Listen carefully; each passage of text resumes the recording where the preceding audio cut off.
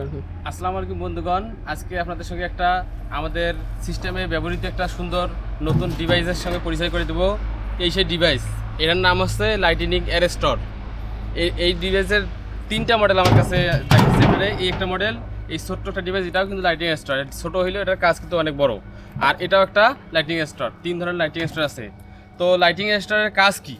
Lighting অ্যারেস্টরের কাজ হচ্ছে যে আমাদের ঝড় বৃষ্টির সময় যে বজ্রপাত হয়, সেই বজ্রপাতটা আমাদের বৈদ্যুতিক লাইনকে নিরাপত্তা রাখতে এই লাইটিং অ্যারেস্টর ব্যবহার করা হয়। এটা আপনারা দেখবেন আপনাদের বাড়ির আশপাশে যেখানে আমাদের ট্রান্সফরমার আছে, সেই ট্রান্সফরমারের উপরের অংশে এরকম একটা ডিভাইস সেট করা থাকে। এভাবে এটা থাকে, অথবা এই মডেলটা থাকে। এই দুইটা মডেল বেশি থাকে।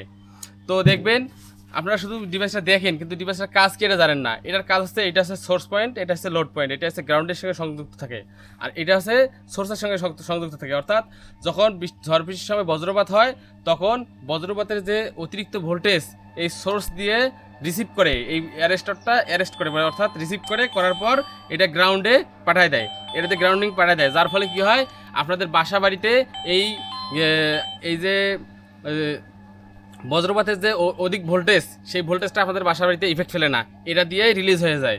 তো আশা করি বিষয়টি বুঝতে পারছেন। ধন্যবাদ সবাইকে।